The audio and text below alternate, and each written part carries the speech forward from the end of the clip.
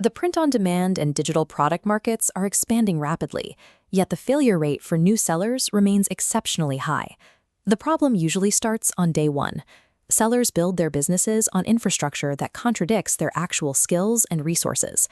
Every seller entering the market in 2026 immediately runs into the same core dilemma: the trade-off between discovery and control. This quadrant chart maps out exactly how you pay for your customers. You have two options. You either pay with your profit margins on established marketplaces, or you pay with your time and marketing budget on your own independent store.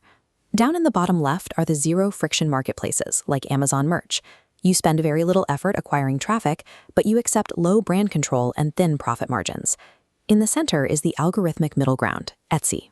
It requires a moderate amount of effort to appease the search engine, and in return, you get moderate control over your brand.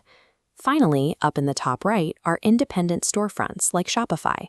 You take on the highest burden for driving traffic, but you capture the highest level of brand control and profit margin.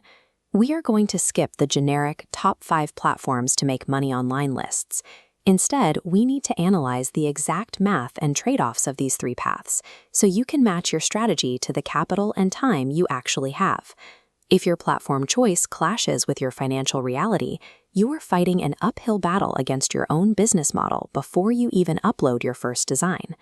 Let's start with strategy A, the zero-friction marketplaces. This is territory dominated by Amazon Merch and Redbubble. The required input here is minimal.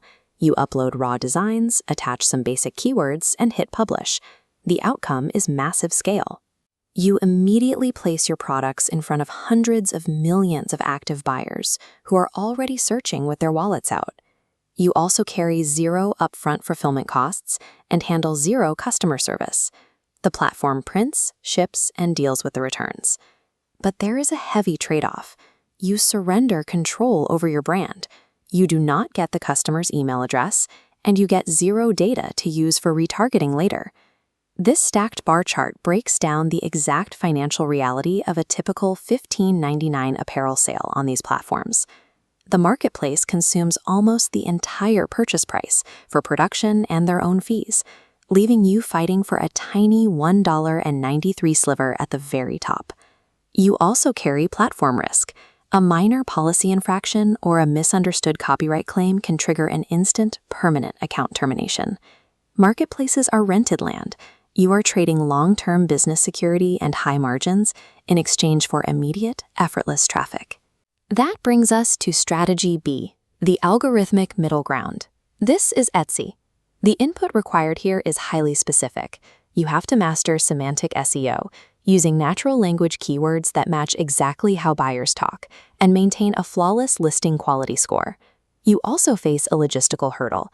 To appease the search algorithm and maintain visibility, you generally have to absorb shipping costs to offer free shipping, or figure out how to keep those costs strictly under $6. If you clear those hurdles, the outcome is highly targeted organic discovery from an audience of 96 million active buyers. Etsy also allows you to position your brand.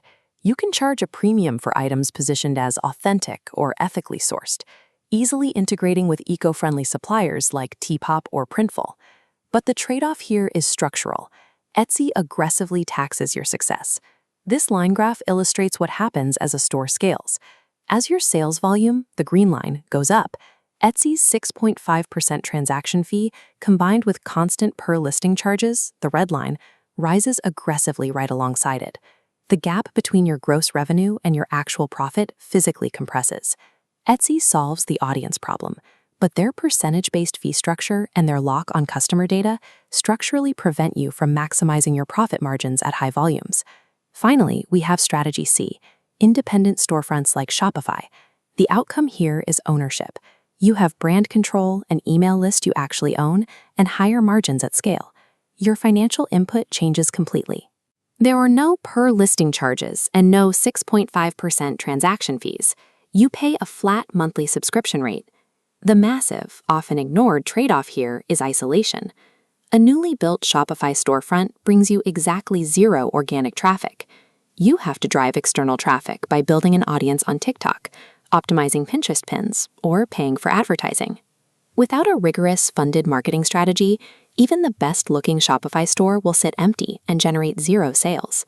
Shopify is a business infrastructure tool. It is not a marketplace. You have to buy your own traffic, either with your time or your money. In 2026, the most profitable sellers aren't choosing just one path. They are using the hybrid solution. The input involves multi-channel automation. You use bulk publishing AI tools like My Designs or Gelato to push a single digital product or eco-friendly design to both Etsy and Shopify simultaneously. The outcome gives you the best of both worlds. You capture the passive discovery of Etsy buyers, and you migrate your loyal, repeat customers over to your high-margin Shopify store. To find your optimal starting point, you have to identify your primary asset.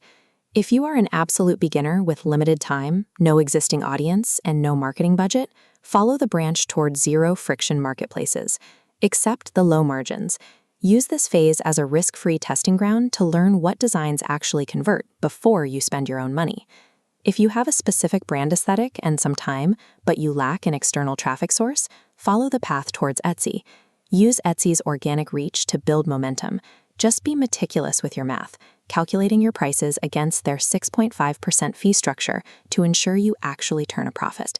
If you already have an audience, an email list, or you are generating over 200 sales a month on a marketplace, follow the branch to Shopify. At a high sales volume, the math flips. Paying a flat subscription fee instead of giving up a percentage of every sale makes your independent store highly profitable. Long-term success isn't about picking a platform based on internet hype. It is about aggressively selecting the exact infrastructure that solves your immediate bottleneck, whether you are starving for traffic or starving for margin.